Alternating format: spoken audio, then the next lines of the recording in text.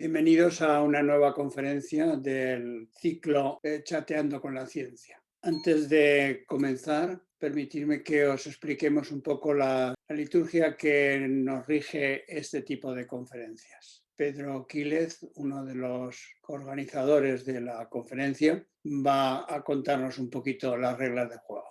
Pedro, tienes la palabra. Venga, gracias Fernando. Buenas tardes a todos y bienvenidos a la sexta conferencia de este quinto ciclo de Chateando con la Ciencia que organiza el Real Zaragoza Club de Tenis en colaboración con el Instituto de Nanociencia y Materiales de Aragón. Brevemente os explico cómo funcionará la sesión. En primer lugar, Fernando Palacios nos expondrá la carrera profesional de la catedrática en paleontología de la Universidad de Zaragoza, Gloria Cuenca Vescós. Seguidamente, la conferenciante tomará la palabra y compartirá pantalla para hacer la presentación, que durará aproximadamente unos 50 o 60 minutos. Al finalizar, tendremos el coloquio en el que las preguntas se harán con la herramienta chat de Zoom, que la podréis ver en la parte de abajo de vuestros dispositivos. Los micrófonos deben permanecer cerrados durante toda la sesión, aunque normalmente lo hacemos por defecto. En alguna ocasión queda algún micrófono abierto, así que os pediríamos que os aseguréis de que están silenciados. Lo podréis ver normalmente también en la parte de abajo de los dispositivos, generalmente a la izquierda. Entonces, al bloquearlos aparecen con una raya. Y finalmente, aunque yo sé que es repetitivo, recordaros que la idea de estos ciclos se gestó en el bar del club con la idea de acercar la ciencia a la sociedad de una manera más amigable. Desafortunadamente hoy no podemos estar juntos, pero al menos sí que podemos hacer honor al título del ciclo y tomarnos unos chatos o lo que os apetezca a vosotros y disfrutemos de esta estupenda conferencia. Fernando, tienes la palabra. Muchas gracias, Pedro. Bueno, estaremos todos de acuerdo que vivimos en una sociedad compleja, muy evolucionada, con una tecnología que habría resultado increíble solo hace 50 años. Por eso nos fascina asomarnos a un balcón desde que se puede vislumbrar pues, vida pasada hasta del orden de 1 millón de años. Ese balcón es Atapuerca, que nos muestra a lo que hoy llamamos el hombre primitivo, cómo vivía, cómo cazaba, cómo enfermaba, cómo moría. Y para leernos esa historia, que no es legible por cualquiera, que está escrita en Atapuerca, hoy tenemos el privilegio de tener con nosotros a la profesora Gloria Cuenca Vescós. La profesora Gloria Cuenca es doctora en Ciencias Geológicas y catedrática de Paleontología en la Universidad de Zaragoza. Es miembro de los equipos de investigación Aragosaurios, de aquí, de la región. Tiene y mantiene todo el equipo una web que os recomiendo visitar, es www.aragosaurus.com, muy interesante. Es también miembro de los equipos del equipo de investigación de Atapuerca y del Instituto Universitario de Ciencias Ambientales de Aragón. Sus líneas de investigación se enmarcan dentro de las ciencias de la Tierra, ciencias de la vida y ciencias sociales. En particular, le interesa el origen y evolución de los mamíferos, la conservación de endemismos ibéricos y la biodiversidad en el medio terrestre. Para ello se centra en el estudio de ambientes y especies del pasado del Cuaternario y Antropoceno, y en el marco cronológico bioestratigráfico de la evolución humana durante el Pleistoceno europeo. Como investigadora ha escrito unos 300 artículos científicos, todo en revistas internacionales de alto nivel, artículos en Nature, Science, Proceedings of the National Academy of Science y otras revistas de altísimo nivel. Libros y capítulos de libro, comunicaciones a congresos y conferencias. Tiene una vida intensamente científica. Ha trabajado en la Universidad de Nuevo México, en Albuquerque, Estados Unidos, en Groningen, en Holanda y en Praga. Es Premio Príncipe de Asturias por su trabajo en Atapuerca, premio concedido a todo el equipo de investigación. Premio de la Real Academia de Ciencias de Zaragoza y medalla de las Cortes de Aragón 2018. En la actualidad es vicerrectora de Transferencia e Innovación Tecnológica de la universidad. Y es en este sentido en el que yo quiero expresarle una particular gratitud en todo el equipo de Chateando con la Ciencia, porque ha tenido la enorme amabilidad de darnos esta conferencia después de haber sido nombrada vicerrectora y teniendo que compaginar la carga y responsabilidades altas como vicerrectora, además de su carga y responsabilidades como catedrática, investigadora, etcétera, etcétera. Ha encontrado un hueco para darnos esta conferencia y por eso, Gloria, te agradezco de verdad el esfuerzo que has hecho con nosotros. Bueno, pues no me queda más que darle la palabra a la profesora Gloria Cuenca, porque ahora es tu turno. Bueno, pues voy a empezar diciéndoos primero que muchísimas gracias, Fernando, por haberme invitado. Soy yo la que considero que es un privilegio poder hablar de la investigación que hago, que hacemos con mi grupo Aragosaurus y Atapuerca en la evolución humana, así que soy yo la que estoy agradecida de teneros hoy como oyentes. Hay una cosa importantísima en ciencia que creo que es el poder compartirla con los demás, con todos vosotros en este caso, si me permitís que os trate de tú. Cuando me pidió Fernando el título, creo que no estaba muy inspirada, porque tenía que haberle puesto el título de Chateando con nuestros antepasados, la Sierra del Tesoro, porque lo he visto y digo, esto queda muy soso, pero bueno, agradezco también a través de Fernando al Club de Tenis de Zaragoza por propiciar estos encuentros y espero que en algún momento podamos vernos todos y chatear de verdad. Yo hoy estoy chateando pero con agua, no penséis que esto es vodka, esto es agua. Estoy chateando con esto para poder llegar hasta el final de la conferencia. Y también quiero decir que es un privilegio estar entre tan brillantes investigadores como una más dentro de este ciclo. Así que, sin más preámbulos, voy a pasar a hablar de la evolución humana. Todo el mundo pensamos que el ser humano somos algo tan especial, que lo somos, pero en realidad uno de los eventos más importantes gracias al cual estamos aquí es la evolución de la vida simple, la vida unicelular, como este grupo de seres que tenemos aquí, a la vida pluricelular, pasando desde las primeras plantas en los medios continentales, los dinosaurios y ya nosotros mismos. Sin este paso no estaríamos aquí. Quiero dar un homenaje a estas simples células iniciales. Y además quiero decir también que cómo se pasó de lo que es el origen de la vida, cómo se desarrollaron las primeras organismos vivos a partir de una serie de moléculas orgánicas, es un misterio que está todavía por entender. ¿Esto por qué lo digo? Porque muchas veces los jóvenes se sienten que ya sus mayores han resuelto todo y están un poco reacios a empezar a investigar. Pues diré que este es uno de los grandes mitos, hitos y misterios de la evolución de la vida, a partir de la vida. Y ahora hablaré de otro gran misterio en la evolución, ya en este caso de la evolución humana, pero antes permítanme que haga una pequeña radiografía, una pequeña muestra de lo que somos como organismos vivos.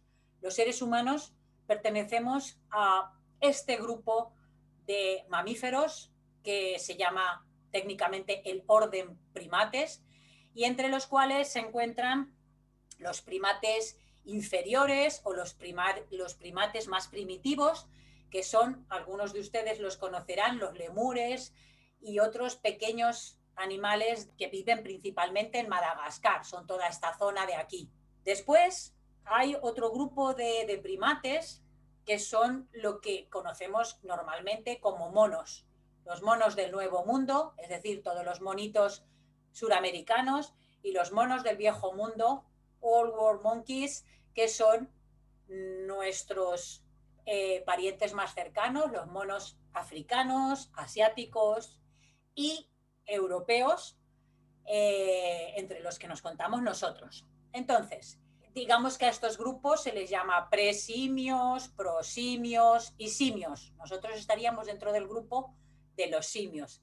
Anda que no le costó al pobre Darwin bromas y chanzas con esta historia cuando él propuso que los seres humanos estamos formando parte de este gran grupo de los simios. No es que descendamos del mono, como se dice, sino que somos parte de la familia del mono, que aún es mucho más interesante por todas las consecuencias biológicas que eso tiene.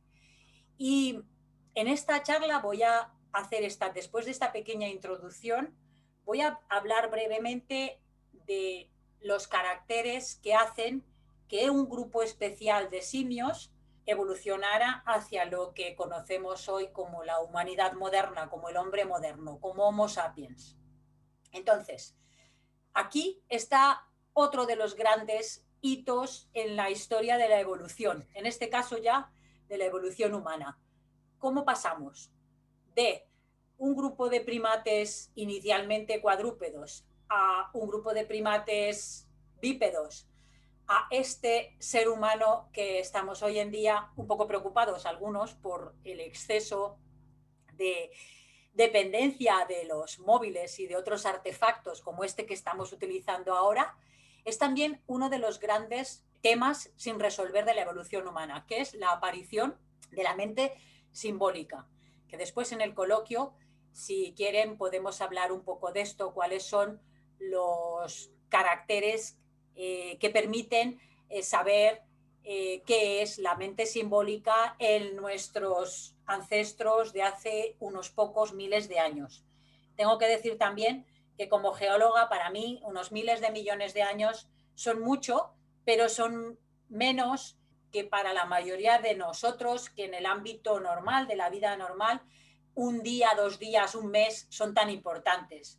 Y especialmente en este año que ha pasado con tantos problemas provocados por la COVID, que nos ha detenido un poco en nuestras vidas y por otra parte también espero que nos haya hecho reflexionar sobre lo que somos como seres humanos. En esta breve exposición voy a comentar lo que son los seres humanos desde el punto de vista de la evolución orgánica. Lo primero que tenemos que pensar es que los homínidos son aquel grupo de primates que adquiere una gran capacidad craneana. Esta gran capacidad craneana, en nuestros principios como grupo, no se diferencia mucho de la de los chimpancés, pero tengo que decir que los chimpancés y los gorilas y los orangutanes tienen ya una capacidad craneana mucho mayor que la de otros mamíferos con respecto al tamaño corporal. Así que un carácter anatómico importante dentro del grupo de los primates es la gran capacidad craneana. Esto que nosotros ahora consideramos como un cerebro enorme, es verdad, es un cerebro enorme en el ser humano, pero ya es un carácter anatómico importante. Otro carácter importante que tenemos los homínidos es que tenemos unos dientes semejantes los de los hombres y los de las mujeres. Es decir, no hay apenas dimorfismo sexual, aunque en general los hombres son un poquito más grandes que las mujeres. Si nos vamos a países nórdicos veremos que hay mujeres que superan con creces el tamaño de algunos de los hombres mediterráneos o de otros pueblos.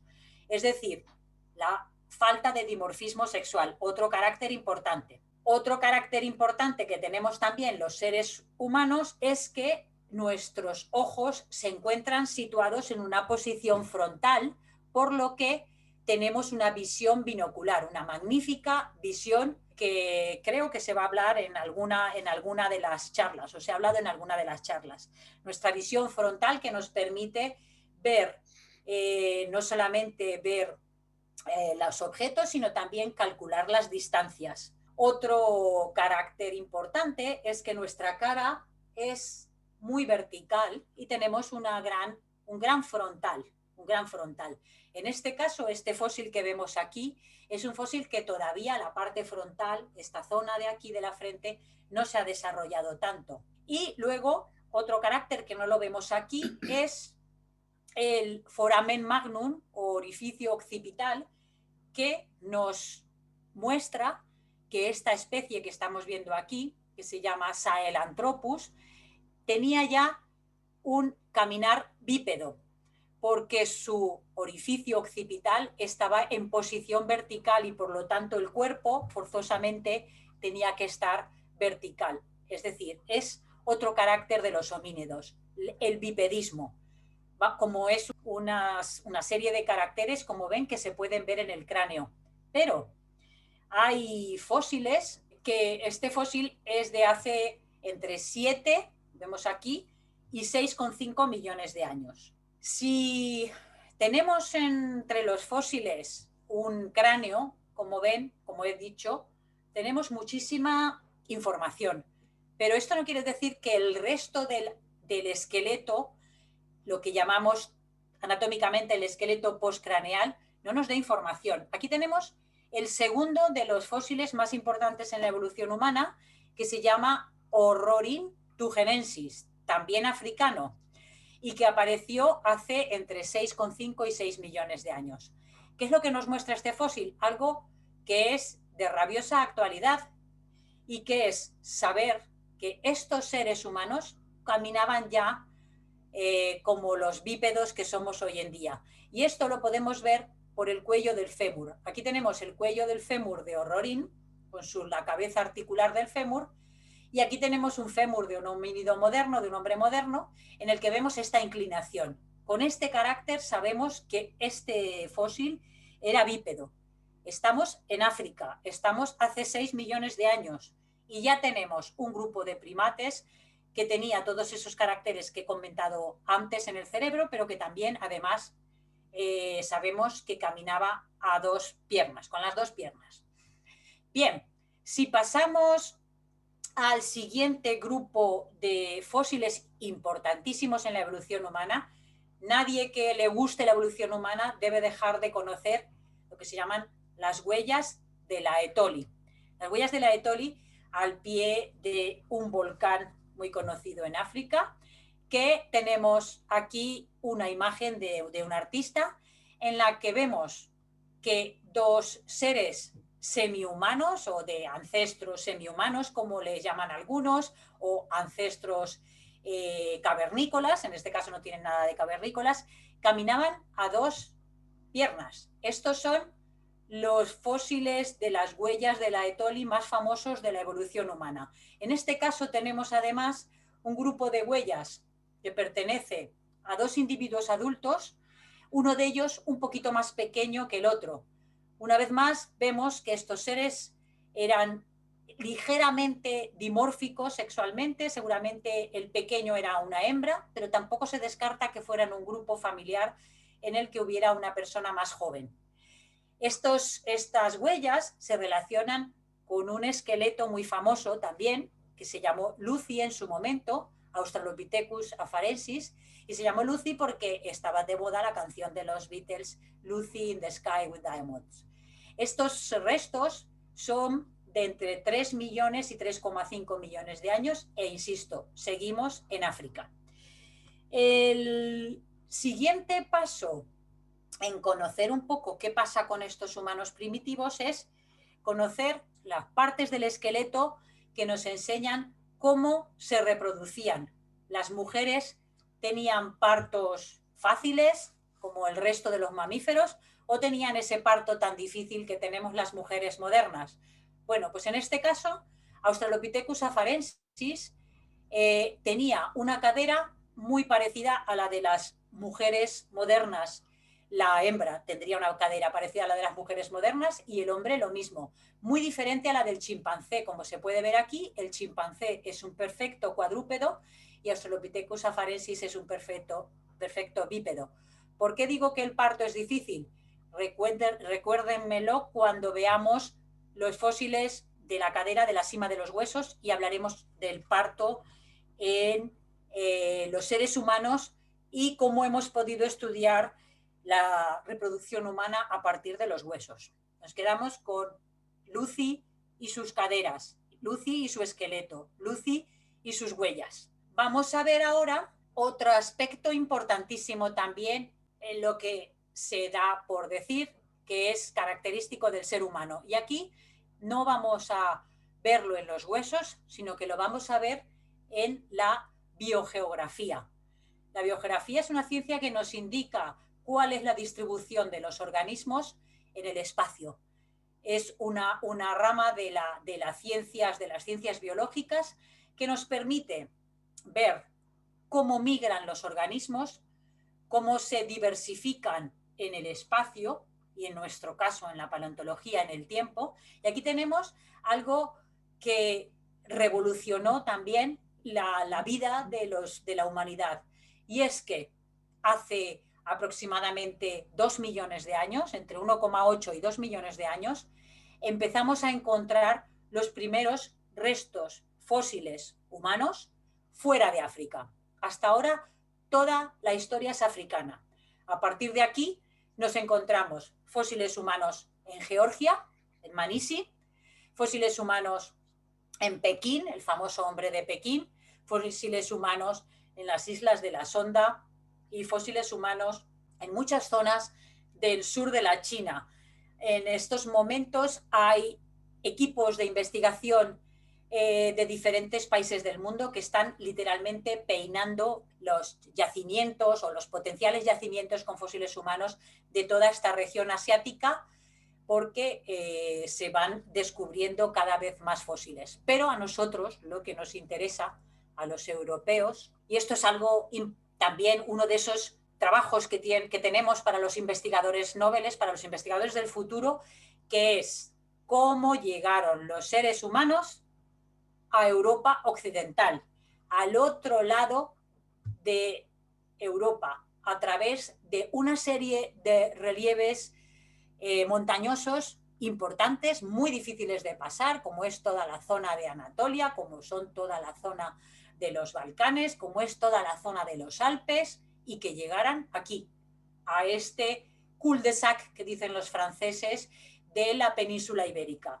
Lo hicieron a través del estrecho de Gibraltar en un momento en que las aguas del Mediterráneo estaban mucho más bajas y pudieron pasar por ahí, o lo hicieron a través de las grandes llanuras que quedarían despejadas en momentos en que el nivel del mar estaba más bajo por la zona, pues por el Mediterráneo. No se sabe todavía, no se sabe todavía. Tenemos algunos mamíferos pequeños, de pequeño tamaño, y algunos primates no humanos en el sur de España, en la zona de Málaga, que podrían indicarnos que en algún momento la conexión África y Europa a través o bien de las islas de Italia y Francia, de lo que es actualmente Italia y Francia, y el estrecho de Gibraltar, pues es posible que pasaran por allí aprovechando estrechos de mar más pequeños. Así que ahí dejamos una cosa importante para los nobles, para los próximos investigadores.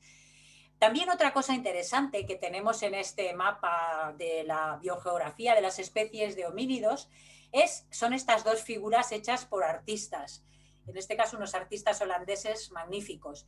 Aquí tenemos la imagen de Homo ergaster, en un momento en el que está haciendo una herramienta de piedra, un hombre adulto y un joven que está mirándole con muchísima atención. Otro carácter humano, la necesidad de aprender, la curiosidad intelectual. El otro día hablábamos con Fernando lo importante que es la curiosidad intelectual, lo que nos mantiene vivos, lo que nos hace diferentes como seres humanos, y que no debemos perder nunca la necesidad de aprender. Este también es un atributo humano que al menos en esta imagen de los artistas holandeses, los Kennis, quieren reflejar como la enorme inteligencia de este pequeño homo mirando a la persona adulta, la persona que sabe hacer una herramienta, algo imprescindible para su supervivencia. Pero además también hay una cosa curiosísima que comentaremos si queréis luego en el coloquio, porque no va a dar tiempo, es que esta industria que estaban haciendo estos hombres más primitivos, o estos hombres africanos,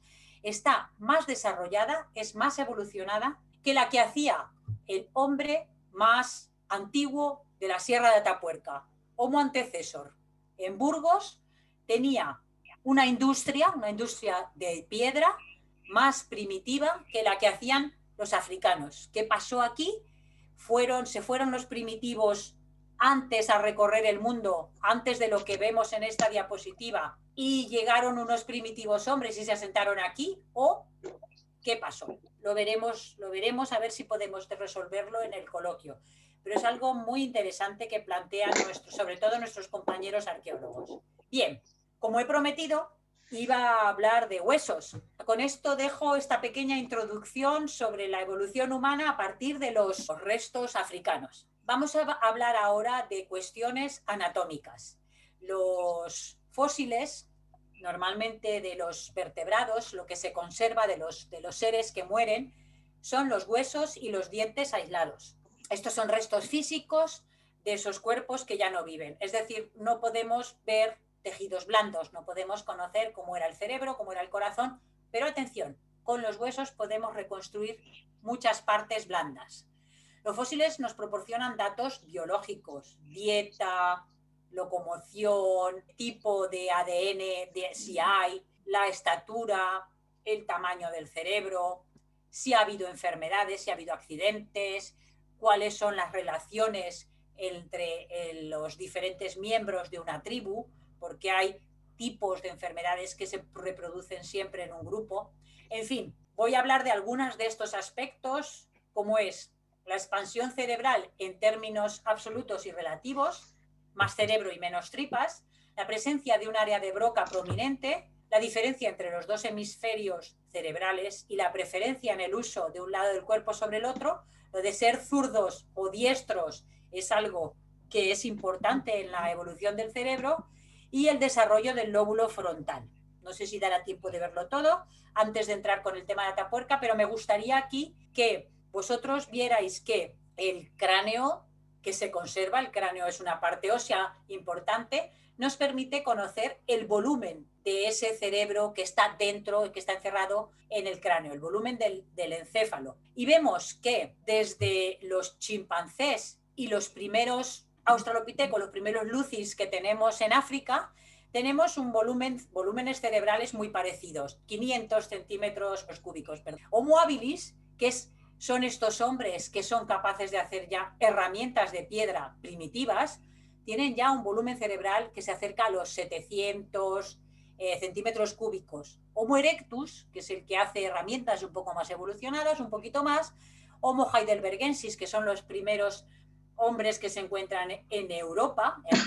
El fósil se llama Heidelberg porque se encontró allí.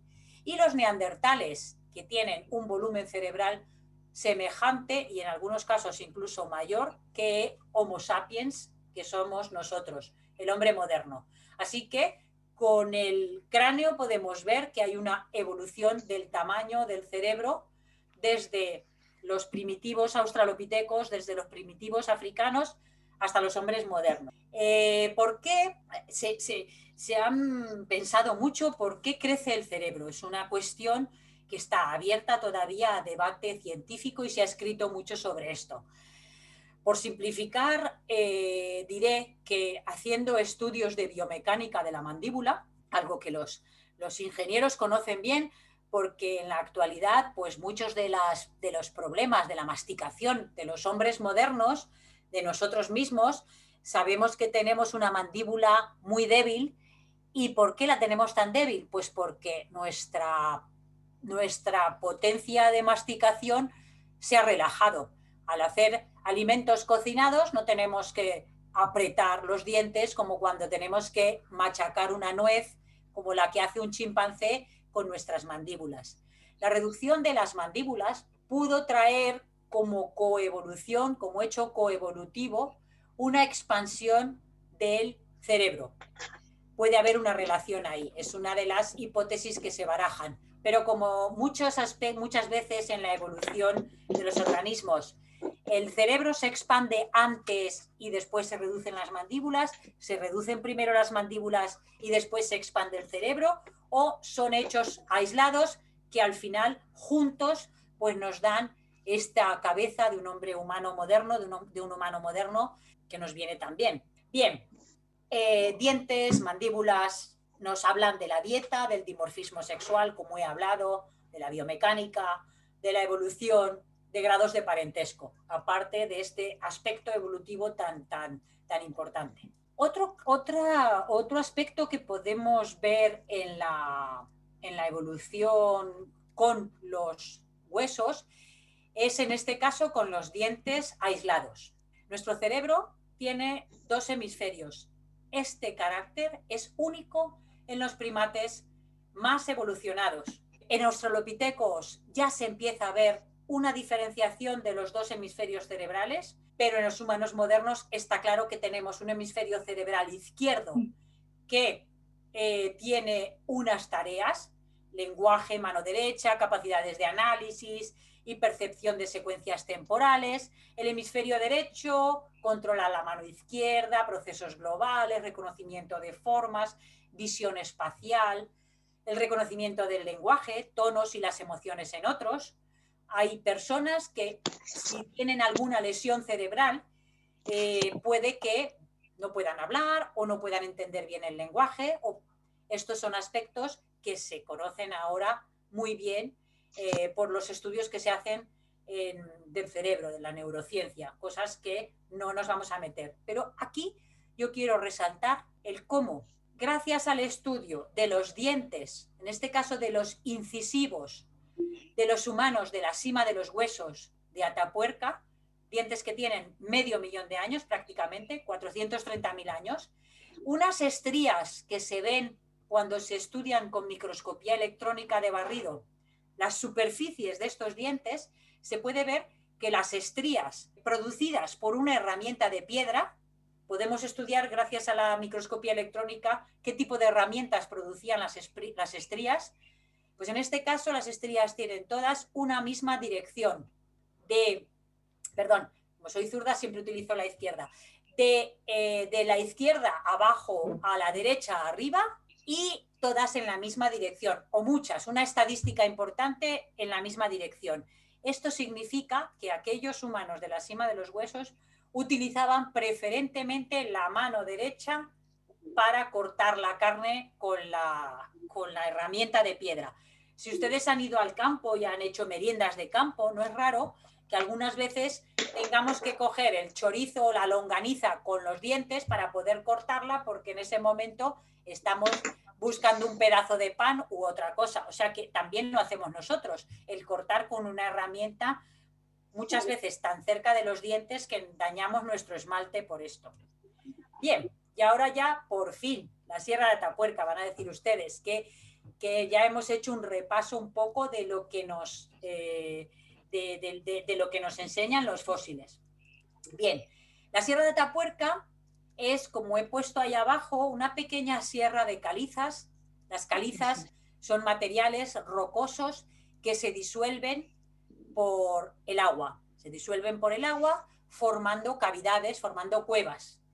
Bien, esta sierra está a muy pocos kilómetros de Burgos capital. Aquí tenemos Atapuerca, aquí está Burgos, aquí está Logroño, aquí estaría Zaragoza, y este corredor es un corredor que permitía que los animales herbívoros, los ungulados, fueran desde el Mediterráneo hacia el Atlántico en el verano, buscando los pastos frescos, igual que hacen los pastores, o que han hecho los pastores hasta hace relativamente poco.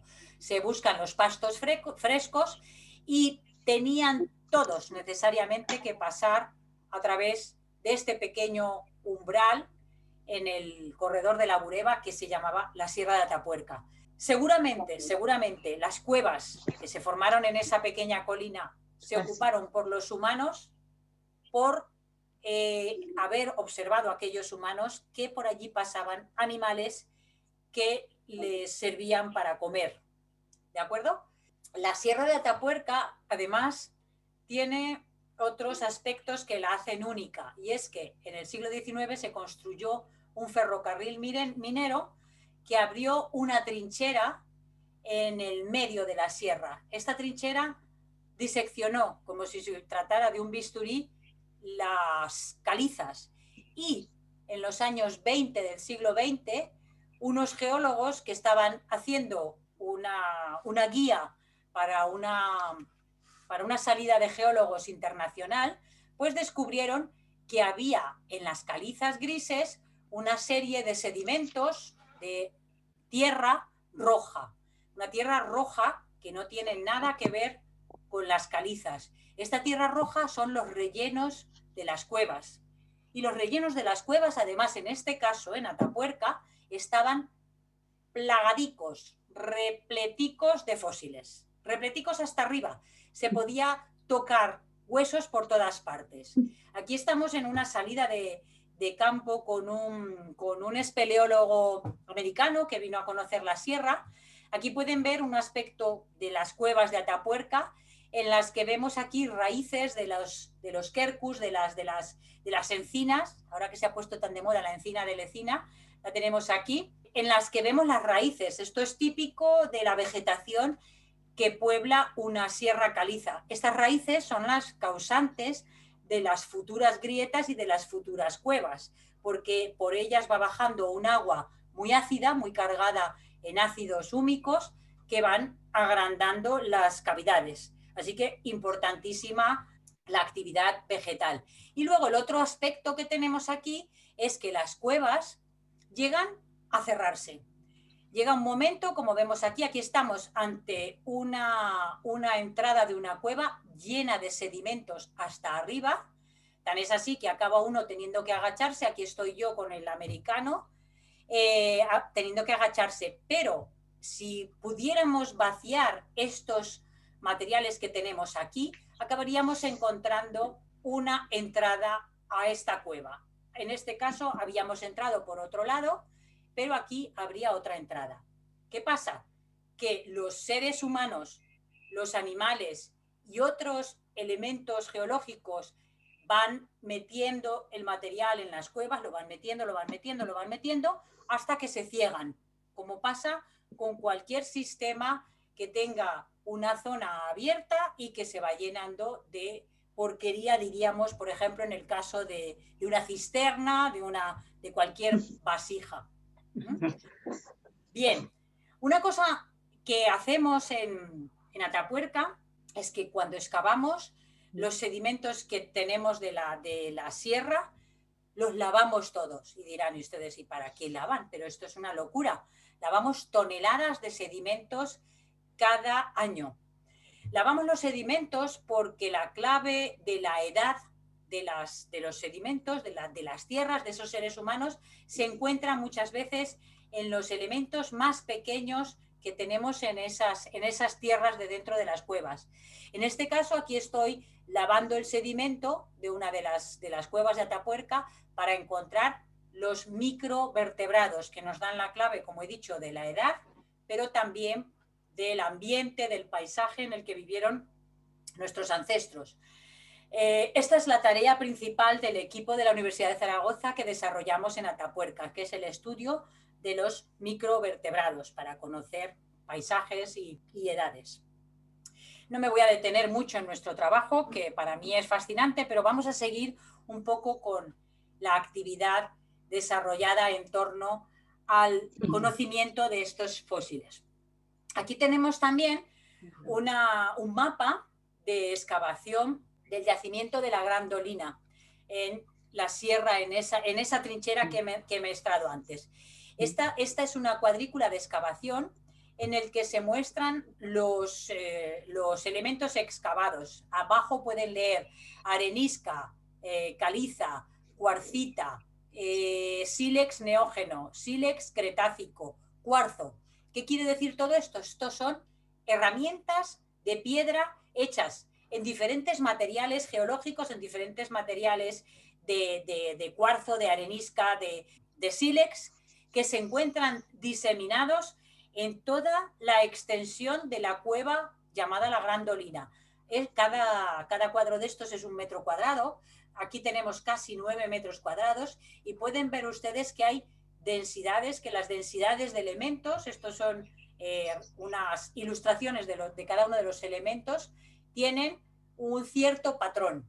Cuando vemos cada uno de los niveles excavados, podemos ver que el patrón nos indica cómo los seres que habitaron en estas cuevas fueron depositando los materiales muchas veces en torno a ciertos espacios. en algunos casos estos espacios se pueden ver que constituían como pequeños campamentos, igual que hacen ahora los campamentos de los chicos cuando van de campamentos y en torno a un fuego se sientan y empiezan a hablar y empiezan a charlar y comen. Bueno, pues vamos dejando una serie de elementos alrededor, a veces basuras, que luego se recogen o no. Pues en este caso podemos ver patrones de comportamiento por la organización de esos elementos. Pero aquí, en este caso, y esto es un poco escalofriante, tengo que reconocer, se encontraron también huesos de seres humanos junto a los huesos de herbívoros consumidos por los humanos.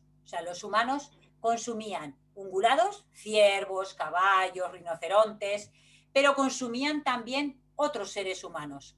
Y aquí estoy mostrando un hueso de la mano, un hueso del metacarpo y varias falanges en las que tenemos en estas especies de parches una imagen de microscopía electrónica de marcas, que las estoy señalando aquí con la flecha, marcas que nos indican un corte hecho con herramienta de piedra. Aquí las marcas son muy claras, son muy claras.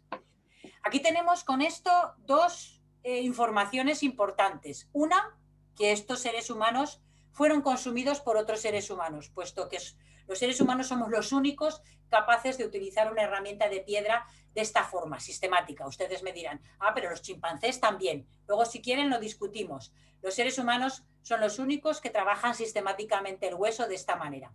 Y otra información importante es que los estudios modernos de seres humanos que todavía viven de una forma nómada nos muestran que ningún ser humano se dedica a hacer cortes en las manos. Las manos no tienen chicha, no tienen comida. Normalmente cuando vamos a comer, y eso los que nos gusta el jamón lo sabemos, nos vamos al jamón, nos vamos al lomo, nos vamos a la papada si quieren, pero no a las manos que no tienen chicha. Entonces, ¿qué pasaba? Aquí los seres humanos estaban haciendo unos cortes rituales, era algo ritual, era algo espiritual ya, lo cual es importante porque estos fósiles tienen casi 1 millón de años.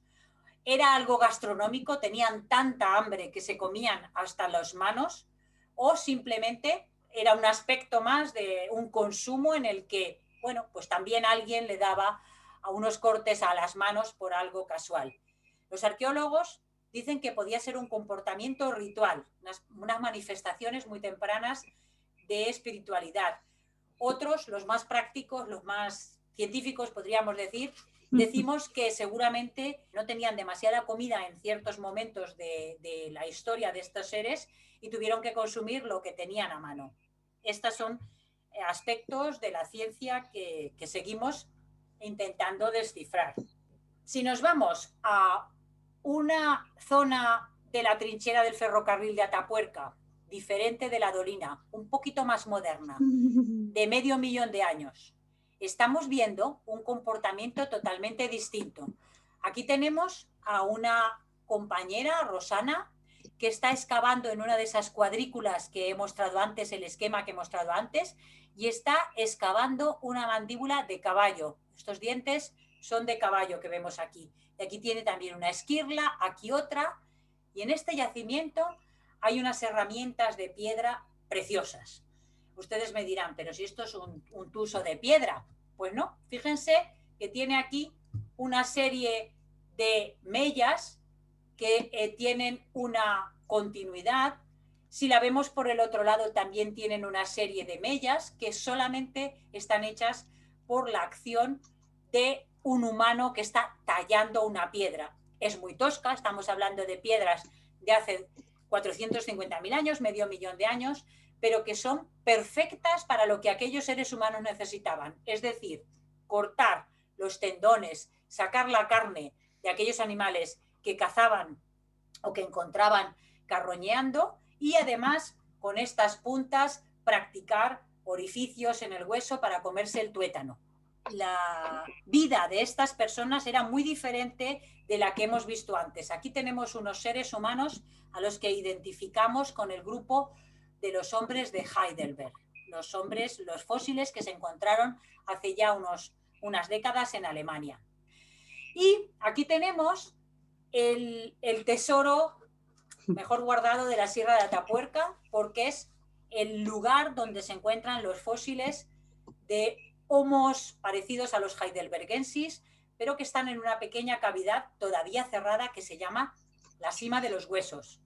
En esta cavidad solo se encuentran restos humanos, restos de osos de las cavernas y algún león, creo que hay 2 o 3 individuos de león, de zorro y de lobo. ¿Qué pasaba en esta cavidad? ¿Qué pasaba en este sitio de la Sierra de Atapuerca? Esto no está en la trinchera del ferrocarril, esto está en una cueva que está cerca de la trinchera del ferrocarril, también en la Sierra de Atapuerca, pero que como ven es una cavidad diminuta.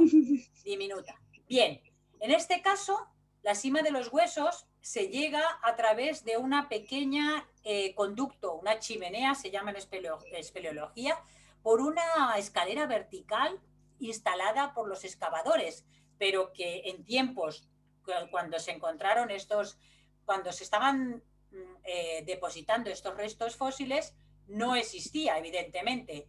Y fíjense aquí una de las maravillas de la paleontología humana del mundo mundial. Esto es único.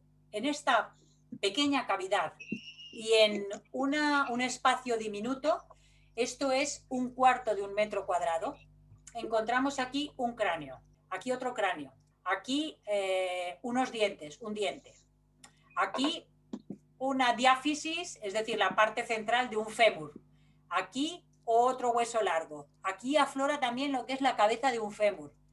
Aquí tenemos, aquí tenemos piedras, aquí tenemos una escápula, está lleno de huesos.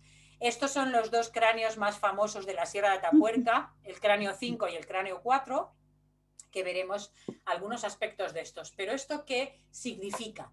¿Qué significa que encontremos en una cueva al fondo de un sistema de cuevas al que cuesta llegar medio kilómetro pasando por pasadizos estrechos? ¿Qué significa que hayamos encontrado entre 28 y 32 individuos, probablemente cercanos, por lo que he dicho antes, porque tienen el mismo tipo de hueso, el mismo tipo de enfermedades, una artrosis mandibular muy característica? Se trata de la mayor concentración, además, de huesos humanos de esta edad en el mundo, y que además se están estudiando con todas las técnicas modernas, habidas y por haber, para intentar descifrar y ver qué nos aporta el estudio de este conjunto de huesos a nuestra vida en la actualidad. ¿Qué nos aportan estos seres? Bien, aquí tenemos una pequeña muestra de los dientes aislados de esta colección de fósiles de la Sima de los Huesos. Como he dicho antes, si ustedes recordarán, les he comentado que el conocer que había ya lateralidad en el cerebro humano hace 430.000 años o medio millón de años, la conocemos por las marcas, las estrías dejadas en los dientes de estos seres humanos. Pues bien, aquí pueden ver lo maravillosamente bien conservados que están los dientes. Casi dan escalofríos, parecen restos de tumbas actuales, estas barbaridades de dientes que a veces nos muestran algunos documentales de los nazis, pues parecen actuales, pero no, son dientes de hace casi medio millón de años. ¿Y por qué los pongo aquí?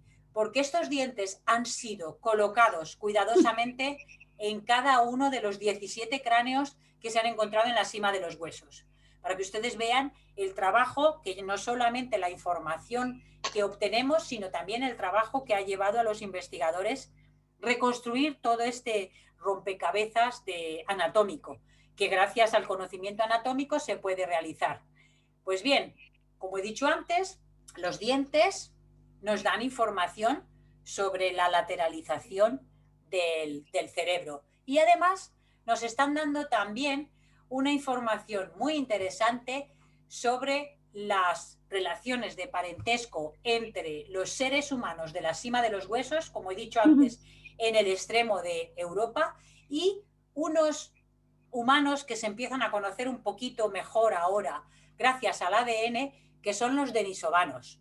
Pues bien, nuestra compañera, por cierto, directora, una mujer directora del Centro de Evolución Humana de Burgos, que va a venir a hablarnos de su trabajo, ella es especialista en los dientes, de su trabajo a las conversaciones en la Aljafería, que también es otro ciclo de conferencias muy interesante. Nos va a venir a hablar, creo que es el 8 de abril, en la Aljafería. Bueno, nos va a venir a hablar, será por streaming, pues nos contará un poco que esta morfología de las muelas, en este caso de los molares de los humanos de la cima de los huesos, se asemeja mucho a los denisovanos y a otros restos humanos, a otros fósiles humanos que se encuentran en Asia Central. Martinón Torres se llama, María Martinón se llama nuestra investigadora de la que estoy hablando. Así que tenemos material para decir muchísimas cosas con los dientes, solo con los dientes. Pero si además tenemos la enorme suerte, como tenemos en Atapuerca, de conocer el resto del esqueleto postcraneal, pues resulta que tenemos una información valiosísima sobre, como he comentado, el parto, gracias a las maravillosas fragmentos de pelvis que tenemos en la cima de los huesos. A esta pelvis se le llama Elvis por el tamaño, evidentemente, ya saben ustedes por qué se le llama Elvis.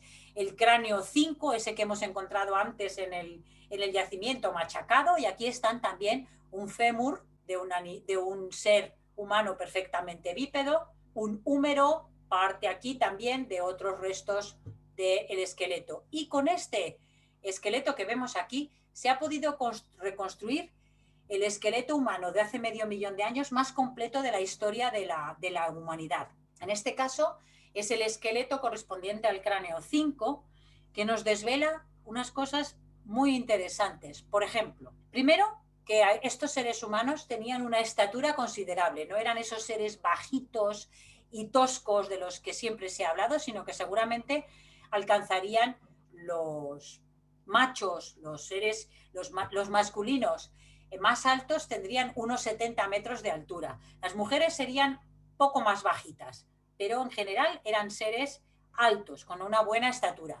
Tenían una cadera muy parecida a la de los humanos modernos, es decir, a las mujeres les costaba seguramente tener a la descendencia igual que les cuesta a las mujeres actuales. Y además, algo muy, muy, muy interesante es que junto a estos 32 o 28 individuos, el número exacto no se ha podido determinar todavía, se encuentra una única herramienta de piedra, que es este bifaz. Fíjense que se parece un poco al que he mostrado antes de la galería, de los yacimientos de la trinchera, pero este está perfecto, está tallado a dos caras, como vemos aquí, con todo el cuidado que se tenía entonces para crear una sierra, pero además es una herramienta que está hecha en una piedra que se llama cuarcita, que tiene un bonito color rojo por un lado, rojo ocre si quieren, y un color más amarillento, más amarillo por el otro. Es una piedra bonita y además estamos convencidos de que a esa gente también les gustaba esa piedra, porque es el único elemento, es la única herramienta que encontramos junto a los 28 individuos de la cima de los huesos, 28-32. ¿Por qué resalto esto? Porque en los demás yacimientos del mundo, en los demás yacimientos de la Sierra de Atapuerca, encontramos cientos de herramientas de piedra, todas usadas, todas utilizadas para descarnar, para romper huesos, para pelar, como era lo habitual. Pero en este caso, esta piedra, una vez estudiada con detalle toda la superficie, se ha visto que no está trabajada, ni por hueso, ni por piedra, ni nada. Es una piedra que, lo podemos discutir más tarde, podría ser un regalo que se le hizo a aquellos que se depositaban en aquella cavidad. Entre interrogantes, ¿aquello era un regalo, un elemento votivo? Vamos a ver si después en la discusión podemos hablar un poco más. Aquí tenemos otro caso de uno de estos humanos de la cima de los huesos que también nos da muchísima información, y en este caso nos da información sobre la enfermedad, sobre las patologías. En este caso se trata de un esqueleto de un cráneo correspondiente a un individuo joven de unos 9, 10 años que tenía una deformación en el cráneo que le haría en vida, esta es otra reconstrucción de los Kennys, le haría que en vida tuviera la cabecita un poquito deformada y además seguramente tenía alguna insuficiencia, alguna deformación que le impediría, pues seguramente le impediría comunicarse bien, le haría lo que conocemos hoy en día pues como un ser minusválido. Y a pesar de esa minusvalía, esta criatura fue cuidada hasta que falleció de forma natural. No tenemos ningún elemento que indique que ha fallecido de otra manera hasta los 9 o 10 años de edad. Así que tenemos aquí otro aspecto importante en lo que es el conocimiento de estos seres humanos, que es que los seres humanos cuidaban a sus seres queridos, a sus seres que tenían ciertos problemas. Y esto era el caso de una niña, pero si nos vamos otra vez al cráneo número 5 de la cima de los huesos, que es un hombre adulto, como he dicho antes, con unos 70 de estatura, con todos sus caracteres de adulto claros, vemos que era un hombre que tenía terribles problemas en las cervicales. Los que han estudiado, un estudiante, un doctor ya, ha hecho su tesis doctoral en las cervicales de este cráneo número 5, ha visto que las cervicales están todas machacadas y que además este cráneo tiene aquí un diente roto. El premolar, el segundo premolar izquierdo está roto y esa rotura está conectada a un canal óseo que nos indica que ahí había una supuración. Normalmente cuando, ahora ya no, porque ahora vamos al hospital, nos ponen antibióticos y se nos quita la inflamación, pero si no tenemos un hospital y antibióticos a mano y tenemos la desgracia de tener un flemón, ese flemón puede llevarnos a la muerte, puede penetrar la infección hasta el cerebro y llevarnos a la muerte.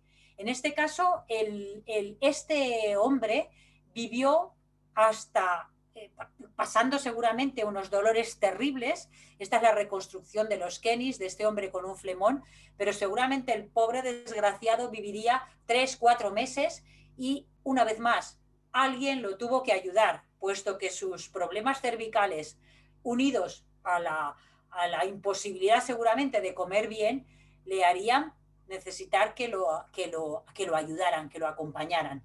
Otro aspecto también que se conoce muy poco de la vida de las sociedades primitivas, que cuidaban de los suyos, cuidaban de sus personas necesitadas. Y una cosa también muy bonita que se hace en conjunto con los artistas es reconstruir, aquí pongo, no va a dar tiempo de hablar, puesto que el tiempo pasa rápidamente. Aquí vemos una reconstrucción del cráneo 5, con esos pinchos que vemos ahí, es la forma que tienen los médicos forenses de reconstruir la parte blanda, es decir, la cara de un ser, de un esqueleto que ha muerto.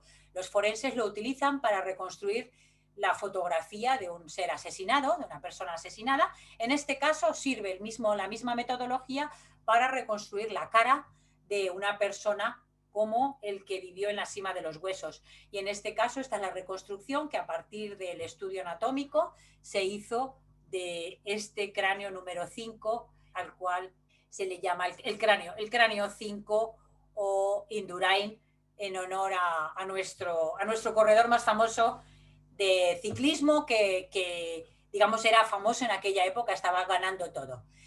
Tecnología moderna. Todo esto que he mostrado hasta ahora se puede decir que es lo clásico en la paleontología. Estudiamos los huesos desde fuera, estudiamos las marcas en los huesos, estudiamos las enfermedades a partir de la morfología, pero gracias a la técnica moderna, en este caso el TAC, la tomografía axial computerizada, en la que podemos estudiar lámina a lámina todos los restos de un esqueleto, podemos ver que los huesos del interior, podemos ver con esto el volumen sin necesidad de romper un cráneo para ver el volumen del cerebro, podemos ver huesecillos del oído, podemos ver cómo eran los turbinales, los nasales, cómo era todo el hueso en general. Y además una cosa muy importante, tengo que hacer un pequeño inciso, todos los restos paleontológicos son patrimonio cultural. En el gobierno de Aragón y en el gobierno central, la paleontología, los restos fósiles son patrimonio y por lo tanto tienen que ir siempre a un museo, son parte de patrimonio de todos nosotros. Por lo tanto, ¿qué quiere decir esto? ¿Por qué digo esto? Porque los restos, no solamente los humanos, sino cualquier resto fósil es muy valioso y no se puede ir prestando de aquí para allá. Con lo cual, para que otros investigadores los puedan estudiar, hacemos reconstrucciones en 3D a partir de la tomografía axial computerizada. Gracias a estas técnicas, en el Museo de Ciencias Naturales de la Universidad de Zaragoza pueden ver ustedes una reconstrucción, una réplica perfecta, porque se ha hecho con tomografía axial computerizada y luego las reconstrucciones en 3D del cráneo número 5, del cráneo de Homo antecessor y de otros elementos de la evolución humana que están allí expuestos en el museo. Y es magnífico de ver, magnífico de ver. Son huesos, son réplicas prácticamente iguales a los originales. Y también además, la tomografía axial computerizada nos permite, a ver si esto funciona, nos permite hacer este tipo de reconstrucciones, en este caso del esqueleto interno de nuestro oído. ¿Por qué resalto esto? Aquí vemos la cóclea, el caracol, lo que se ve en morado es el hueso petroso, que es donde está alojado nuestro oído, tanto el externo como el medio como el interno, y que ha servido para reconstruir cómo hablaban estos humanos, cómo hablaban también los neandertales en un estudio muy reciente, basándonos en este trabajo original, cómo escuchaban, cómo oían. Hace muchos años la evolución del lenguaje se basaba en si los seres humanos eran capaces de articular palabras o no. Y este estudio se basaba en el hueso hioide, el hueso que, digamos, sirve de sujeción de las cuerdas bucales. Pero se vio que esto era un callejón sin salida, que no daba demasiada información, en parte porque los huesos hioides son tan frágiles que son difíciles de encontrar en el registro fósil. Pero a partir de los huesecillos del oído, aquí pueden hacerse una idea de lo diminutos que son. Este es el estribo de uno de los fósiles humanos de la cima de los huesos, que conservaba este estribo, y lo pueden ver en comparación con una mosca común. A partir de esto se ha hecho un estudio con la tomografía axial computerizada del esqueleto interno del oído, más unas medidas que se hacen en los huesecillos del oído. Se ha podido comparar el audiograma de los humanos modernos con los de la cima de los huesos. Aquí en este caso tenemos en naranja Homo sapiens y otros primates, como los que he hablado al principio, muy relacionados con los humanos modernos. Los chimpancés, las especies de monos africanos y algunas otras especies de monos americanos. En este caso pueden ver que el audiograma, lo que nos hacen a las personas para analizar si oímos bien o no, nos demuestra que nuestro audiograma tiene un ancho de banda, una frecuencia en la que oímos mejor entre los 2 más o menos y los 4 hercios o kilohercios de presión o de profundidad de potencia de onda. A esto le llaman la banana speech o la banana del sonido. En estos puntos es donde los seres humanos oímos mejor. Aquí están los sonidos más bajos y aquí están los sonidos más altos, pero nuestra capacidad de oír está mejor en esta zona. Esto lo pongo porque sé que hay muchos ingenieros entre vosotros y quiero decir que el estudio del lenguaje se ha encaminado por otra línea de trabajo diferente a la que habían abordado nuestros compañeros en los años 40 y 50. Y es a partir del estudio de cómo oían. Si hacemos una comparación entre el lenguaje, la comunicación. La comunicación parte de un comunicador a un recibidor y el recibidor es nuestro oído, que transmite los sonidos a partir de una serie de terminaciones nerviosas a nuestro cerebro, que es el que interpreta lo que estamos oyendo, ¿vale? Bueno, pues un grupo de paleontólogos junto con ingenieros de la comunicación resolvieron este problema utilizando una serie de parámetros, que no me pidan que lo diga porque no lo voy a poder resolver, pero una serie de parámetros que equiparaban las longitudes de los huesos y de los conductos del oído a el sistema por el que se transmite el sonido.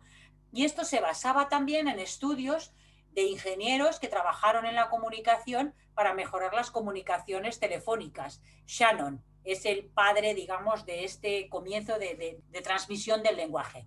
Los telecos sé que lo conocen bien esto. Bueno, pues a partir de las medidas del conducto externo, conducto medio y conducto interno y los huesecillos del oído, aquí vemos uno de los fotogramas de esta tomografía axial computerizada, pues se pudo llegar a la conclusión, a la reconstrucción de estos huesecillos y a la conclusión que los hombres de la cima de los huesos oían menos que un humano moderno, pero seguramente oían de la misma manera que un neandertal o que un humano un poquito más primitivo.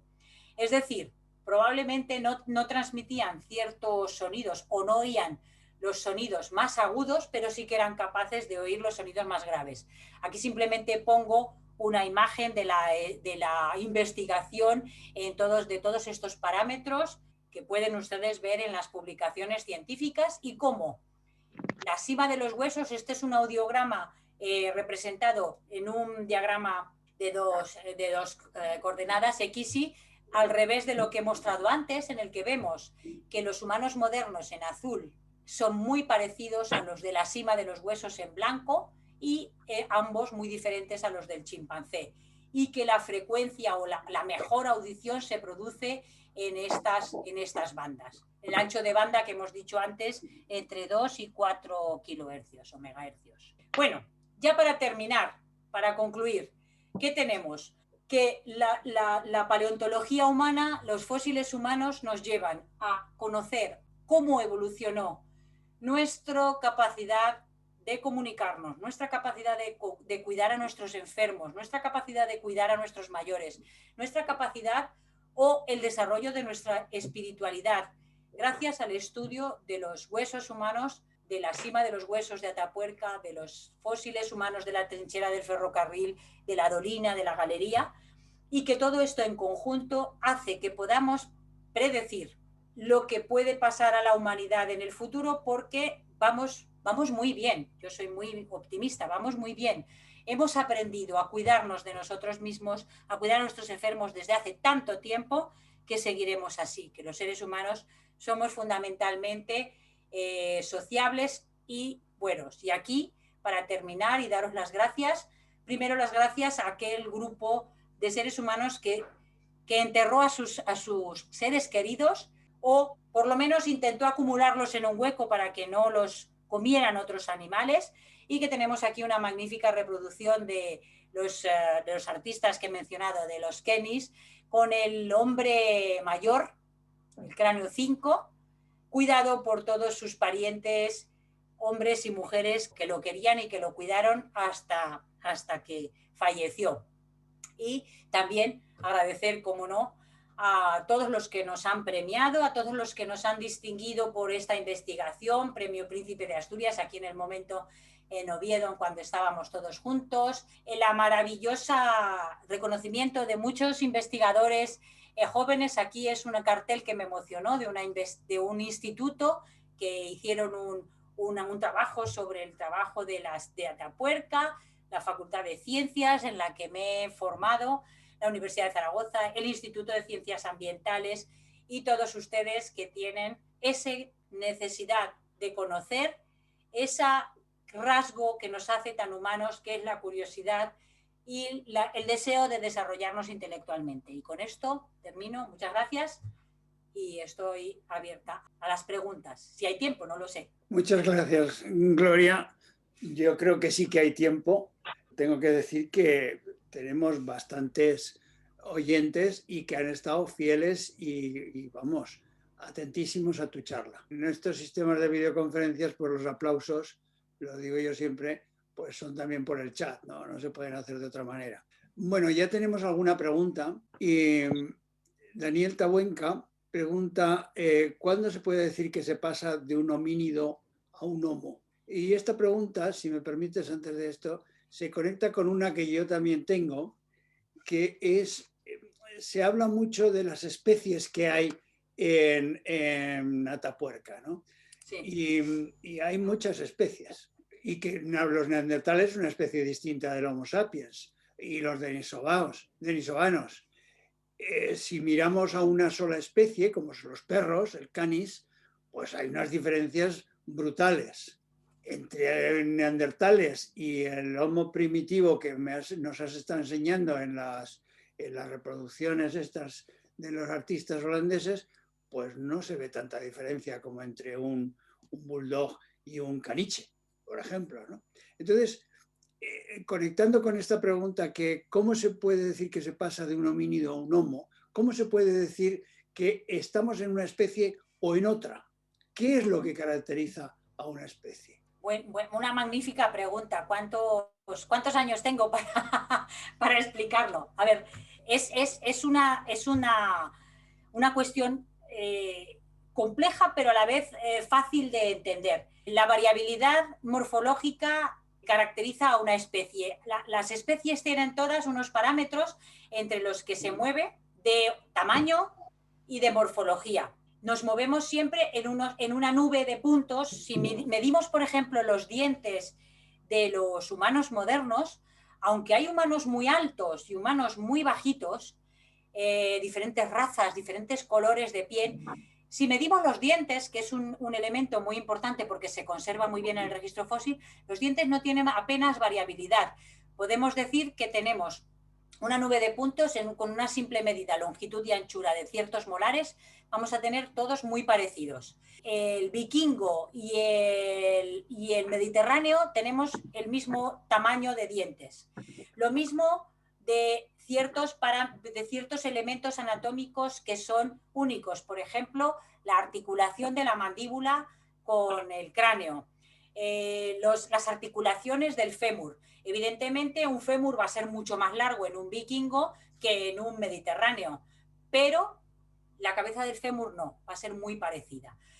Entonces, los zoólogos, los que hacemos anatomía, nos basamos en estos caracteres que son específicos, que son los que caracterizan a la especie.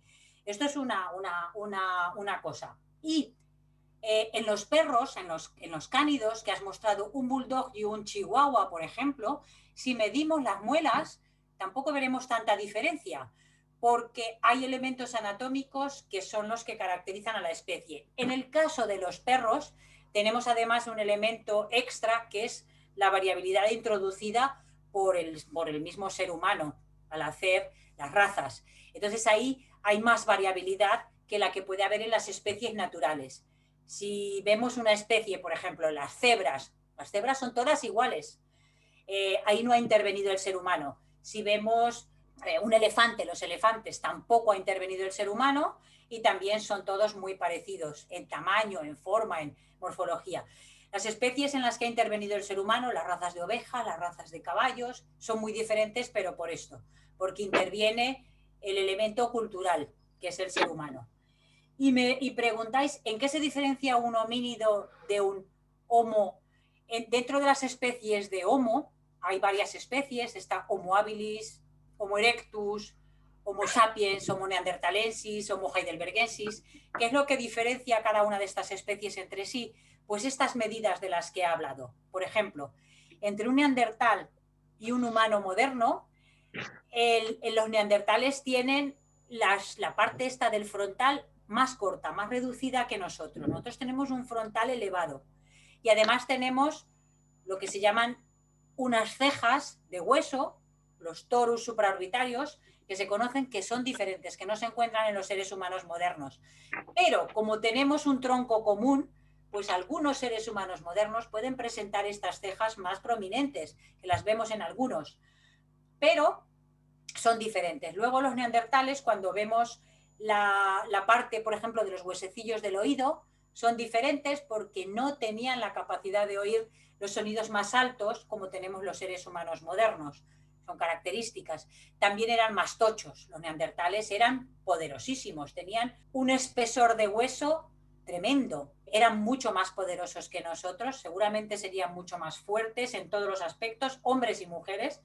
No me gustaría encontrarme con una neandertala enfadada, porque seguramente a cualquiera de nosotros nos daría 100 vueltas. Esas son diferencias importantes. Y después está con las técnicas modernas de ADN, en el que se ve que tenemos muchas relaciones con las neandertales.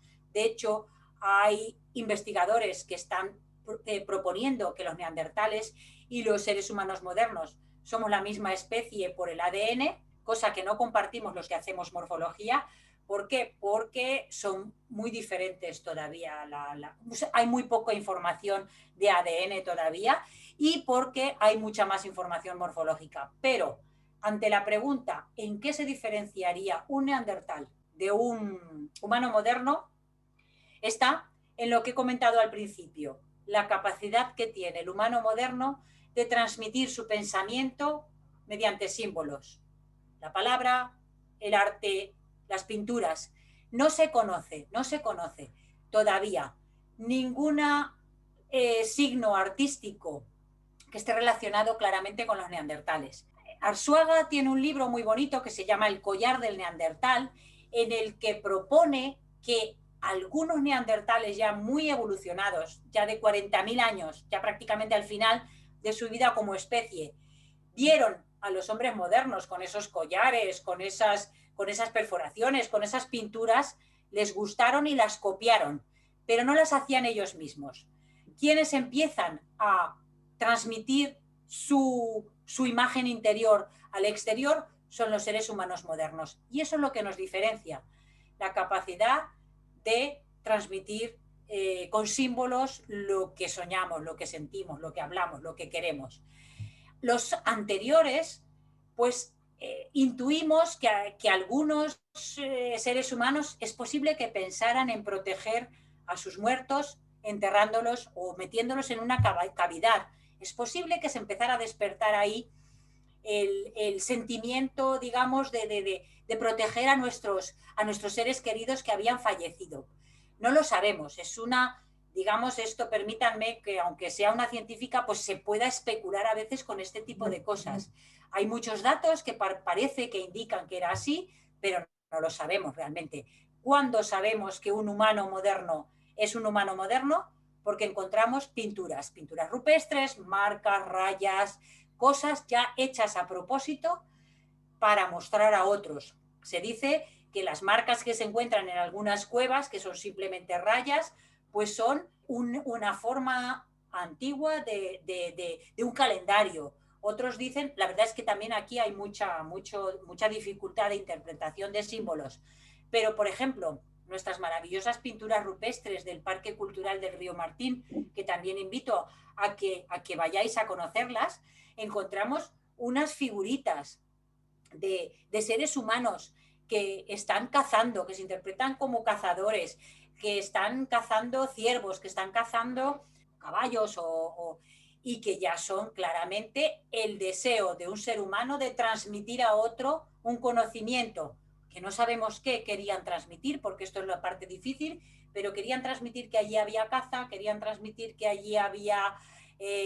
abundante caza para comer, o simplemente a una persona le apeteció mostrar sus sueños, sus deseos en una pintura para que la gente viera que era capaz de mostrar eso con símbolos. Esta es la diferencia fundamental. No el tamaño del cerebro, no la morfología, sino nuestra capacidad de expresar con símbolos lo que tenemos dentro, lo que tenemos en nuestro cerebro, que ninguna otra especie es capaz de desarrollar. Gloria, tienes un montón de preguntas y tienes todavía más montón de aplausos, ¿eh? Hay una coincidencia generalizada del interés de la charla, te dan las gracias, etcétera, etcétera. Hay muchas preguntas, por lo tanto vamos a ver si podemos ser un poquito concisos en las preguntas y en las respuestas. Por terminar con Daniel, pregunta, ¿solo hay un origen del Homo en África? ¿Cómo se explica la existencia de Homos en Australia? Australia ya estaría separada completamente de la... el único origen de los homínidos que he mostrado es africano. Se documenta solamente por fósiles en África, pero como he mostrado antes con el cuadro este de la biogeografía, los humanos empezaron a moverse fuera de África, lo que llaman el out of Africa de los paleoantropólogos, hace alrededor de 2 millones de años. Encontramos fósiles en Georgia y fósiles ya de una edad cada vez más moderna en China y en las islas que van conectando con Australia. A Australia llegan los humanos modernos hace 80.000 años. Coincide, digamos, con una expansión del hombre moderno que aparece en África hace 140.000 años, esos son los fósiles más antiguos que tenemos en África, y que por esta capacidad de moverse los seres humanos se expanden. ¿Por medio de qué llegan a Australia? Pues se supone que por barcas hechas con troncos, con pieles de animales, como se han encontrado en otros lugares o en otras culturas primitivas, pero más modernas que la de los australianos. Pero llegaron a Australia perfectamente desde África, desde Asia, quiero decir, pero siempre partiendo de África. Un oyente que no puede identificar su nombre pregunta, ¿la cima de los huesos pudo tener otra entrada diferente de la que usan los paleontólogos? Sí, seguramente sí. Lo que pasa es que hasta ahora no se ha podido ver. Se han hecho prospecciones con geofísicas para ver la naturaleza de esos conductos de las cuevas de Atapuerca, y se conoce un conducto que probablemente fuera el original y que está cerca de una entrada de una cueva. Pero como he dicho antes, cuando tenemos lleno de materiales, de sedimentos, las cuevas, es muy difícil que por geofísica se pueda distinguir el hueco del relleno. Y están en ello todavía. Pero seguramente habría un foso, una sima, una chimenea abierta en la época en la que estos fósiles, estos seres humanos se acumularon allí. Deben quedar muchos años de excavación todavía. Sí. Mira, Cristina pregunta una cosa que está, yo creo que en la mente de muchos de los que te hemos escuchado. ¿Puedes desarrollar el tema del parto y por qué el parto en la mujer moderna es difícil? Bueno, pues esto es una cuestión. En el momento en que el bipedismo se manifiesta en el ser humano, el canal del parto se estrecha porque al levantarse el cuerpo, la región de la pelvis se tiene que hacer más poderosa para permitir esa postura erguida. Por lo tanto, el canal se estrecha un poco. Los huesos que llamamos de la parte alta de la cadera, en lo que es el ilion, se vuelve hacia arriba, ya no es vertical como en un chimpancé o como en un cuadrúpedo, se vuelve hacia arriba, y eso hace que el canal del parto se estreche. Claro, eso tiene la ventaja de que es un ser bípedo, con todas las ventajas que tiene, pero el canal del parto se estrecha. Por eso es más difícil en el humano moderno. Pero además, desde la cavidad, desde la zona donde está el feto hacia la zona del parto, hay un solo canal en un bípedo, ¿vale? Hay un solo canal. Pero cuando el ser se yergue, el canal en lugar de ser recto, se curva. Las mujeres, los hombres, las mujeres, tenemos nuestra cadera, nuestra pelvis está dirigida hacia adelante, lo cual quiere decir que el feto, en el momento de parir, tiene que torcerse para pasar hacia adelante. El parto es delantero. Bueno, pues eso es una desventaja en relación con una madre cuadrúpeda, un chimpancé, una oveja o un caballo. El canal del parto se tuerce y eso dificulta enormemente el parto. Muchas gracias. Mira, Cristina también te pregunta, ¿cuántos miles de años cubren los yacimientos de Atapuerca? Desde los posibles caníbales a la cima de los huesos, ¿cuánto tiempo hay? ¿Son contemporáneos? No son contemporáneos. Eso es una buena pregunta que a veces es difícil de dejarla bien clara. Los hombres caníbales, que son de la especie Homo antecessor, tienen 900.000 años. ¿Cómo sabemos esto? por dataciones de los fósiles que estudiamos en la Universidad de Zaragoza, los microfósiles, por dataciones de paleomagnetismo y por dataciones hechas con lo que es las series de uranio-torio y el spin electromagnético, que si hubiera tiempo lo podríamos explicar. 900.000 años. Los seres de la cima de los huesos tienen 430.000 años. Así que hay casi medio millón de años de diferencia entre unos y otros. Son muy diferentes. Los caníbales son de morfología también diferente, de comportamiento diferente, vivían en un paisaje diferente. Los de la cima de los huesos no son caníbales y seguramente pues cuidaban a sus seres queridos y pretendían enterrar a sus muertos. Me imagino que serían oleadas, ¿no?, de homínidos que iban poblando aquello, ¿no? Sí, también esa es una buena pregunta, una buena observación.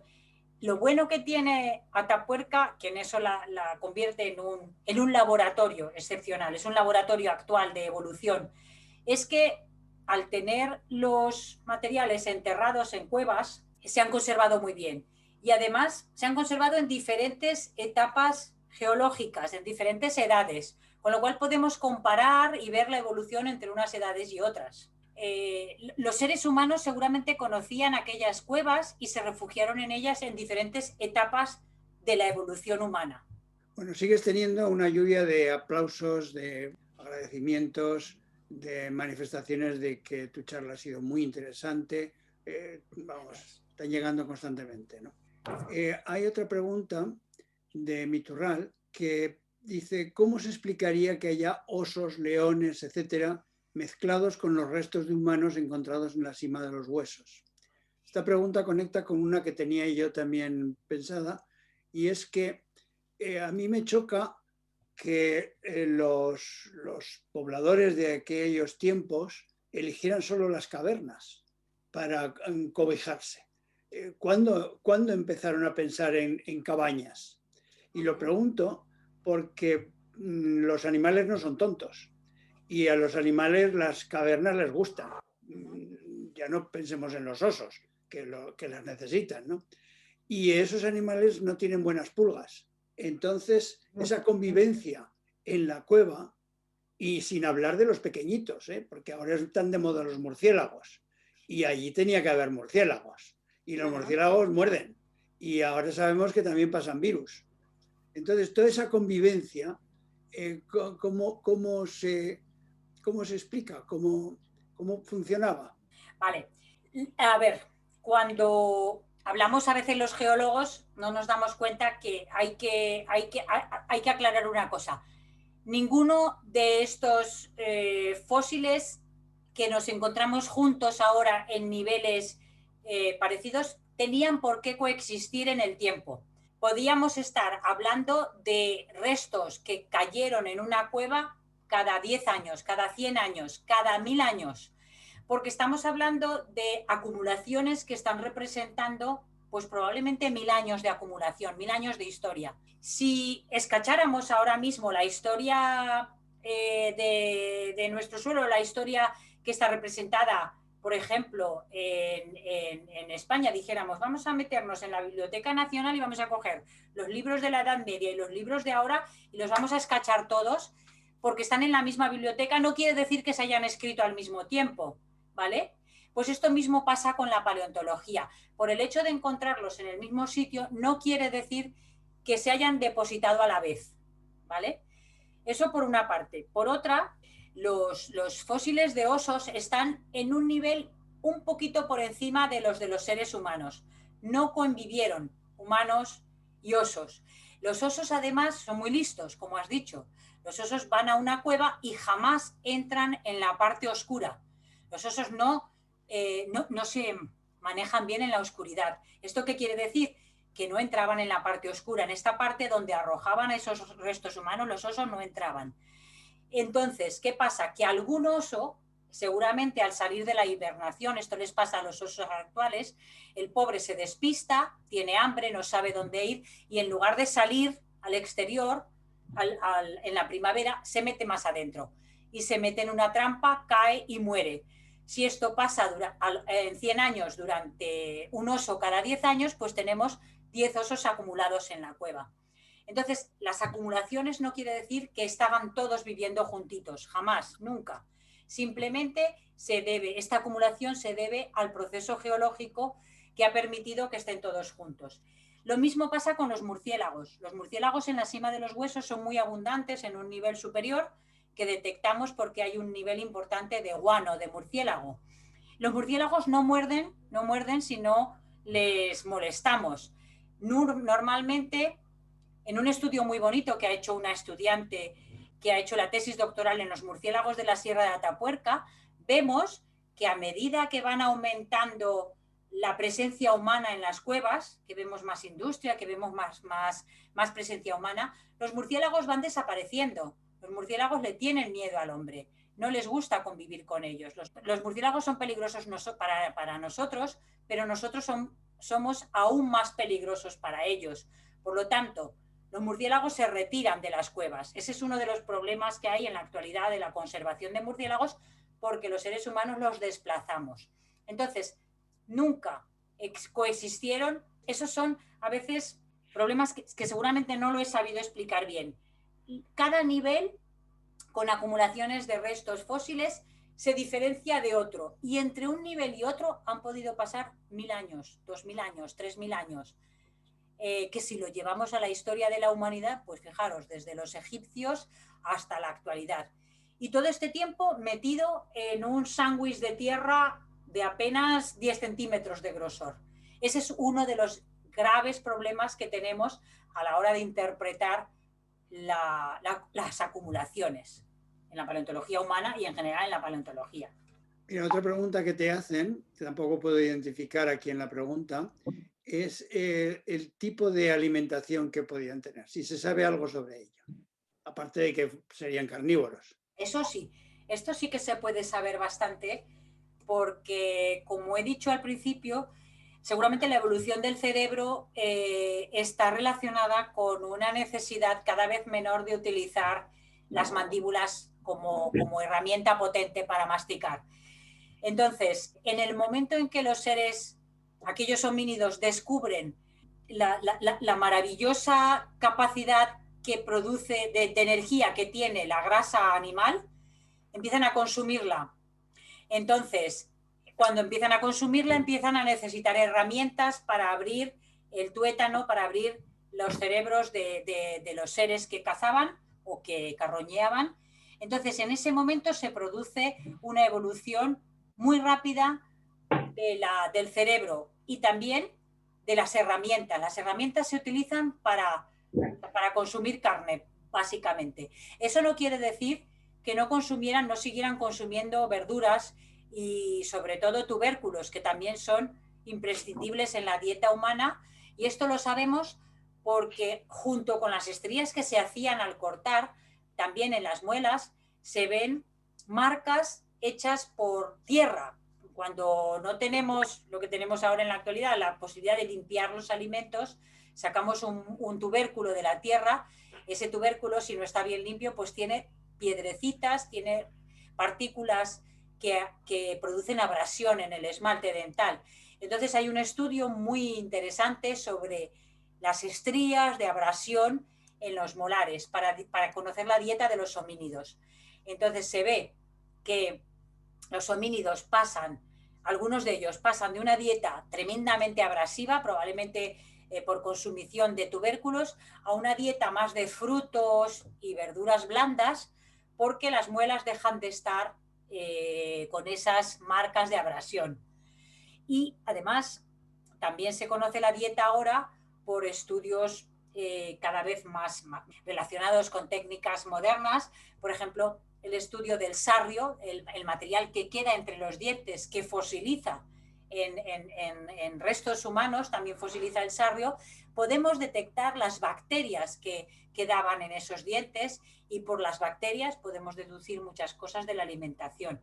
La verdad es que cada vez aplicando técnicas modernas y conociendo mejor la paleogenómica, las proteínas fósiles y estas marcas de abrasión, pues se tiene más información. Queda mucho por hacer, ¿eh? No es fácil, queda mucho por hacer todavía. Desde luego es fascinante la cantidad de información que podéis sacar de cosas tan nimias y tan pequeñas, ¿no? Mira, Javier te pregunta una cosa muy interesante. El propósito de la herramienta que podría ser un obsequio. Él especula, ¿podría decirse que ya tenían el concepto de belleza? ¿Cuándo nacería la necesidad de crear artísticamente? Es esa especie de piedra que no está usada, que es como una piedra de corte y que está enterrada junto con una serie de restos humanos que has mencionado. Esa pregunta es bella, a la par que difícil de contestar como científica. La piedra es tan bella que los paleontólogos la llamamos Excalibur, por estar en Burgos y por ser una herramienta simbólica, ¿no? Excalibur es probablemente una herramienta más en aquel grupo de homínidos, o era una especie de símbolo que arrojaron otros seres humanos vivos al ser humano aquel que enterraban. Como he dicho antes, ni sabemos si se arrojó al mismo tiempo, porque esto es algo que todavía la técnica no nos ha permitido descifrar. Si la piedra tiene la misma edad, exactamente la misma edad que los fósiles humanos, no lo sabemos. Se acumula en el mismo estrato, por lo tanto sabemos que es contemporáneo en términos geológicos, pero contemporáneo en términos geológicos podemos estar hablando de miles de años de diferencia, de 2000, de 3000 años. Por lo tanto, esta pregunta es difícil de contestar. Como no científica, podría decir que es bonito pensar en que en otros yacimientos cercanos en la geografía de la sierra encontramos muchas herramientas, todas ellas usadas, todas ellas con marcas de haber sido utilizadas por los seres humanos. ¿Por qué en este sitio que tiene una edad, geológicamente hablando, quiero decir, casi contemporánea, por qué en este sitio no encontramos más que una herramienta? ¿Por qué no encontramos animales consumidos? Solamente hay humanos y como he dicho, un par de leones y un lobo, seguramente caídos como trampa, por la trampa mortal que era esa sima, ¿vale? No quiere decir que lo llevaran los seres humanos. Ahí hay una diferencia de comportamiento. Demostrar que eso es una actividad intencionada, eso es difícil. Científicamente, de momento, no tenemos la respuesta. Lo único que puedo decir es que es muy diferente de lo que encontramos en unos yacimientos que están al lado. Por lo tanto, algo hay. Pero evidentemente, de momento, no tenemos las herramientas. Has dicho que esa herramienta es una cuarcita, ¿no? Sí. La cuarcita es una roca metamórfica, ¿no? Sí, prácticamente y es una... en una zona cárstica. Sí, interesante. Que es sedimentaria. Muy bien. Y lo mismo pasa con herramientas de sílex, que no las has mencionado, pero que creo que también hay bastante. Sí. Que no tienen nada que ver con una zona cárstica, sedimentaria, etc. Entonces, ¿qué quiere decir? El hombre las iba a buscar, encontraba sus sitios, sus canteras, y las traía, o ¿cómo están ahí? Esa pregunta la has contestado tú mismo, efectivamente, Fernando. Esa es una de las cuestiones que enseguida, que lo primero que nos preguntamos, ¿esta piedra qué hace aquí? ¿No? La vieja frase de ¿qué hace una chica como tú en un sitio como este? ¿Qué hace una piedra como tú en un sedimento que solamente tendríamos que encontrar arcillas? ¿Qué hace una cuarcita dentro de una cueva? Pues esa cuarcita solo puede estar ahí porque la ha aportado un ser humano.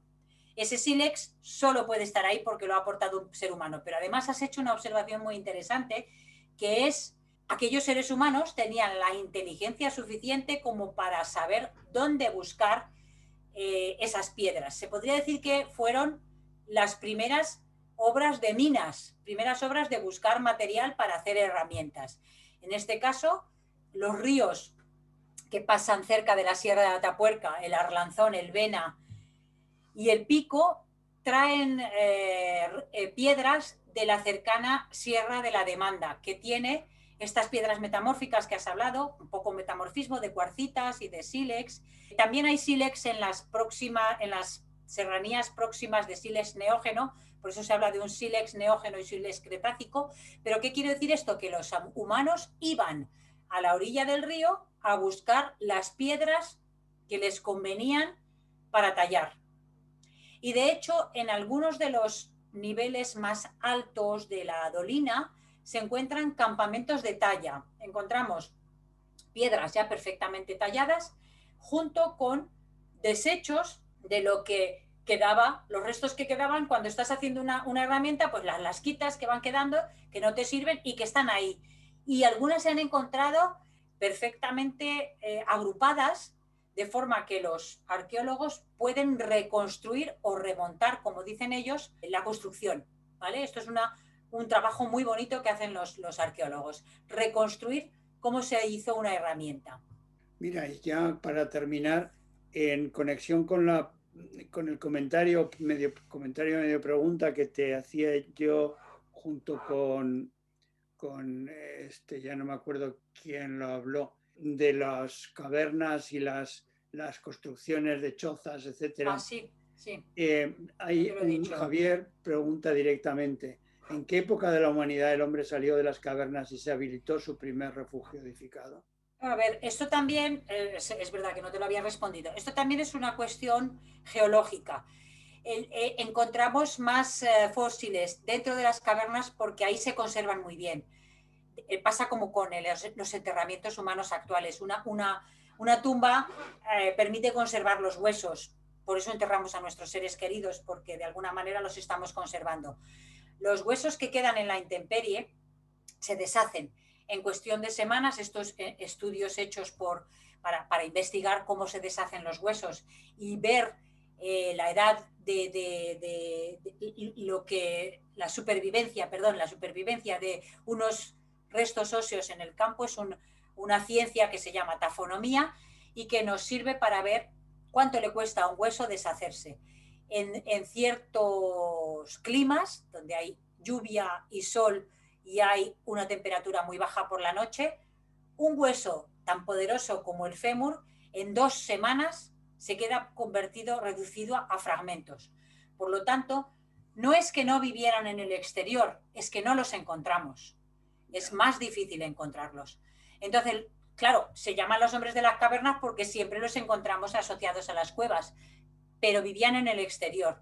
De hecho, ahora se está haciendo un esfuerzo enorme. Por ejemplo, aquí en Aragón hay un yacimiento que se llama la Cuesta de la Bajada, en Teruel, que es un campamento de hombres y mujeres que vivieron a las orillas del actual río Alfambra y tienen la misma edad que los de la Sima de los Huesos, unos 430.000 años. Allí era un campamento al aire libre. Se encuentran solo piedras. No hay ni un solo hueso, no hay ni un solo diente. Estos han desaparecido. Lo único que se han conservado, por eso sabemos que vivían allí, que hicieron un campamento, son las piedras, que se conservan mejor. Está claro. Gloria, yo creo que tenemos que parar en algún momento. Creo que aquí la gente estaría, bueno, cenaríamos y seguiríamos escuchando, pero hay que poner un fin. Una conferencia interesantísima, muy didáctica. Has tenido una cantidad de aplausos, elogios, agradecimientos enorme, una audiencia muy buena y que se ha mantenido fiel pues prácticamente hasta, vamos, que es que no se ha ido ni la mitad de la gente. O sea, te agradecemos muchísimo tu conferencia, el esfuerzo que has hecho y únicamente me queda a los que todavía estáis citaros para el próximo mes, el tercer jueves, como de costumbre, del mes, pues nos vamos a los océanos y estudiaremos qué son los océanos y qué relación tiene el hombre con el océano con el hombre y cómo puede uno sobrevivir sin el otro o no puede sobrevivir sin el otro. Lo tendremos de la mano de un oceanógrafo muy bueno del Instituto de Oceanografía de Barcelona. Gloria, muchísimas gracias. Gracias a vosotros. Una charla excelente. Muchas gracias, Fernando. Muchas gracias a todos por vuestra presencia.